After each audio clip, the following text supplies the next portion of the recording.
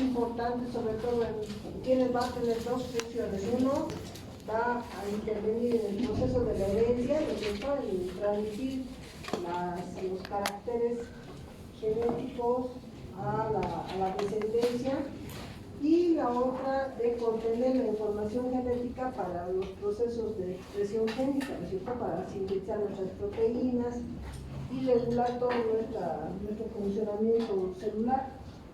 Pues como ustedes ya saben, la estructura del DNA va a estar formada por dos hebras que va a tener 4 nucleótidos, desoxinucleótidos, la adenina, guanina, citosina y timina.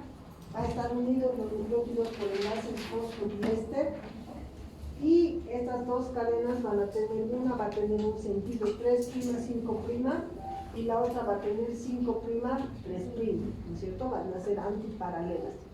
Esta molécula va a cumplir la ley de Chargaff. ¿Qué era la ley de Chargaff?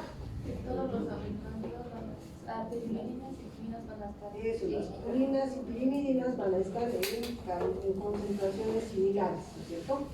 ¿Por qué? Porque la adenina siempre se va a unir con la timina y la guanina siempre con la citosina. La adenina y la guanina son purinas y la timina y la citosina son pirimidinas.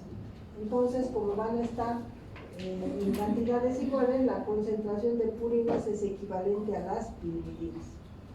La estructura del DNA, como ustedes ya saben, ha sido descifrada por Watson y Crick, que han podido establecer una estructura que está formada por dos hebras que giran sobre un eje imaginario, con giro generalmente a la derecha, y que van a tener surcos, ¿no es cierto?, estos surcos mayores, surcos menores, y que ambas estructuras están unidas por puentes de hidrógeno, que van a ser 2 en el caso de la adenina timina y van a ser 3 en el caso de la guanina y la citosina. El DNA como carga, ¿qué carga va a tener? ¿Qué carga va a tener el DNA? El DNA va a estar formado por nucleótidos. Un nucleótido está formado por una base, una ribosa y un grupo fosfato. Fíjense, el grupo fosfato va a tener oxígenos que pueden estar hidroxilados o tener carga negativa, ¿ya? Entonces no se van a olvidar. El DNA tiene carga negativa. ¿Por qué es importante que tenga carga negativa? Porque las histonas que le rodean al DNA son de carga positiva. Es negativo con positivo se atrae, y eso hace que se proteja mejor la molécula, ¿sí? DNA con las histonas van a ser envueltas y se van a atraer por las cargas, carga positiva y carga negativa. Aquí podemos observar el enlace fosfodiéster. Este es un enlace éster, son dos enlaces de éster y un enlace fosfo, ¿no? Ese enlace fosfodiéster va a unir los nucleótidos. En la estructura del DNA hemos dicho que va a tener esta unión de la adenina con la timina por 2 puentes y la guanina con la citosina por 3 puentes de hidrógeno. Van a tener cadenas antiparalelas, y estas cadenas van a ser 2 cadenas, ¿sí? Una cadena hemos dicho que es, le estamos mencionando, uno es 3', 5', y la otra es 5', 3'. La 3', 5', la 3', 5' es la cadena molde, ¿ya? Se van a acordar, es la cadena molde, o también la llaman cebadora. ¿Por qué se dice que es cadena molde o cebadora? Porque esa es la que va a dar origen a la información para ser copiada al RNA mensajero. Es decir, que de esta cadena va a formarse el RNA mensajero, donde su información va de 5' a 3' al revés, ¿sí? Entonces la cadena molde es la cadena 3 a 5'. ¿Por qué es importante? Porque de esa cadena se copia la información al RNA mensajero. ¿Y en qué sentido va el RNA mensajero? De 5 a 3'. Como esta cadena del DNA es 5 a 3', es igual al RNA mensajero que también es de 5 a 3', a esta cadena se la denomina cadena codificante. Cadena codificante o codificadora. Codificante. ¿Sí? ¿Cuál es la cadena codificante? 5' a 3'. ¿Por qué se llama codificante? Porque tiene la misma secuencia del RNA mensajero, de 5 a 3'. ¿Cuál es la cadena molde? De 3 a 5. Esa es la que se copia la información. Esto es importante que lo tengan claro porque cuando veamos replicación y transcripción tenemos que hacer esos ejercicios específicos. Entonces el DNA tiene dos cadenas, una cadena molde y una cadena modificante. La molde es 3', 5' y la codificante es 5, 3'. Que es la misma que la secuencia del RNA. ¿Se entiende, no? La codificante y la que es no codificante o también llamada modificadora. Aquí está la estructura del DNA. Va a tener surcos mayores, surcos menores que le sirven para que se acople a las histonas, y las histonas van a interactuar por enlaces. ¿Qué enlace se llama ese que une carga positiva con carga negativa? El enlace que atrae carga positiva con carga negativa, ¿qué se llama?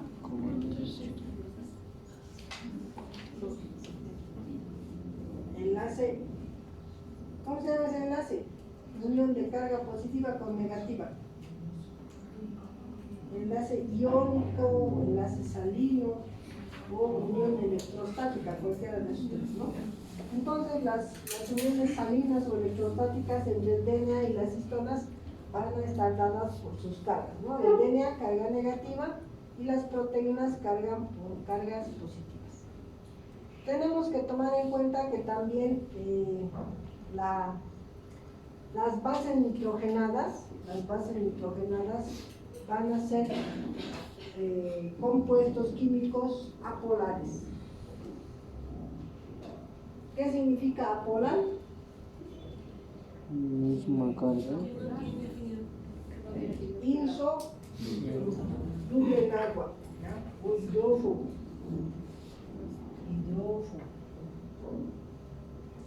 En cambio, los azúcares más el grupo fosfato van a ser polares o solubles en agua o hidrófilos.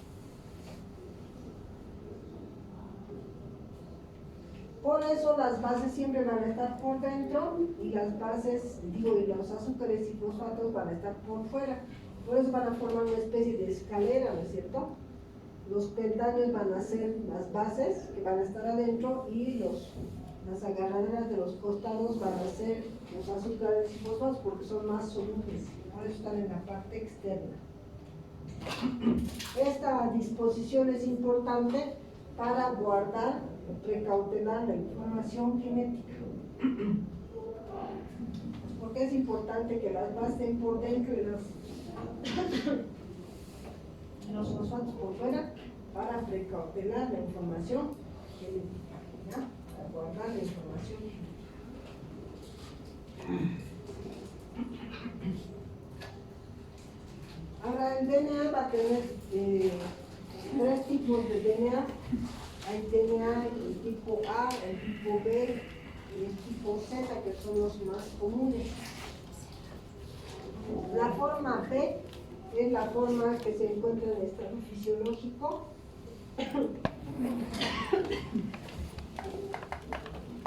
Esta forma B va a tener 10 pares de bases más o menos por vuelta.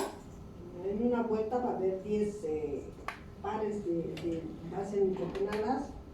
Va a tener giro a la derecha, ¿no? Generalmente giro a la derecha, igual que la forma A también va a tener giro a la derecha, y la forma Z es la que tiene más bien el giro a la izquierda. Esta forma B, la que se encuentra más o menos en un 80-90% de totalmente DNA. O sea, es la forma más común que vamos a poder encontrar.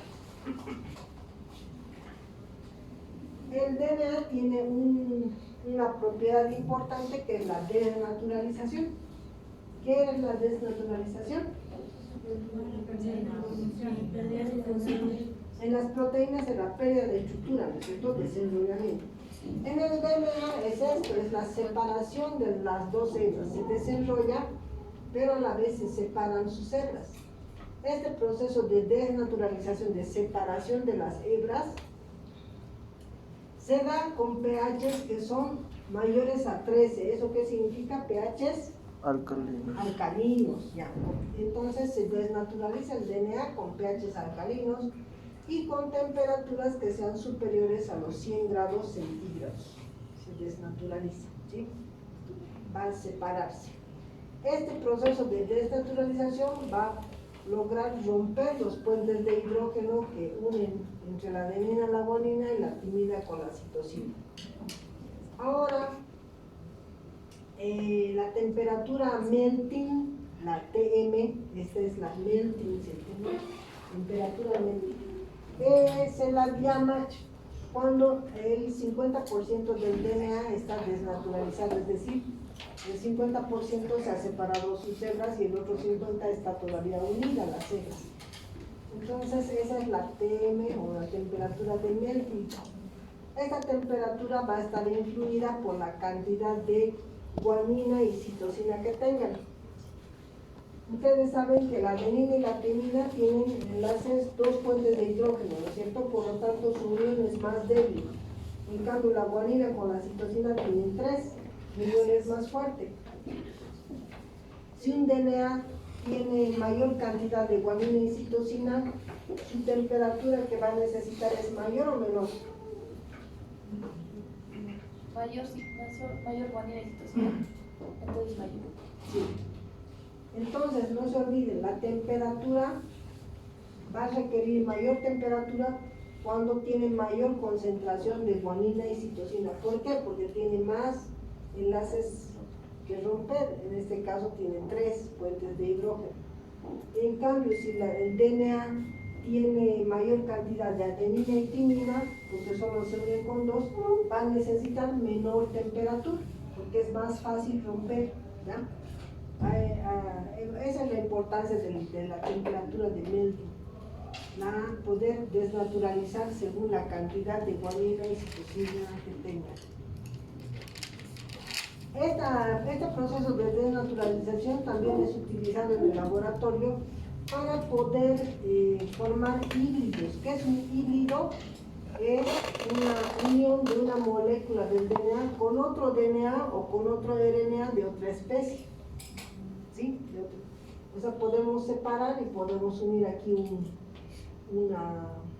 una secuencia de DNA sintetizada, ¿no es cierto? Podemos unirla o con RNA, podemos formar híbridos DNA-DNA o DNA-RNA. Y estos híbridos, entonces, también los podemos volver a separar para el proceso de realizar el PCR. Los PCR, la reacción en cadena de la polimerasa, por ejemplo, para el diagnóstico del COVID, el diagnóstico de diferentes virus o incluso mutaciones. Entonces vamos a jugar dependiendo de la cantidad del gen que queremos separar, y según eso podemos jugar con primers. Los primers son secuencias de RNA que vamos a unir a una secuencia específica para poder amplificar o poder replicar un segmento específico del DNA. Por eso es importante el proceso de desnaturalización. Ahora, así como se desnaturaliza, el DNA se puede renaturalizar, es decir, si le quitamos la temperatura o el pH, vamos a modificar, pues puede volver a unirse esas dos células que se han separado inicialmente, ¿sí? Las podemos volver a unir. A ese proceso se llama renaturalización o hibridación también, ¿ya? Ese es el proceso de renaturalización o hibridación, cuando se vuelve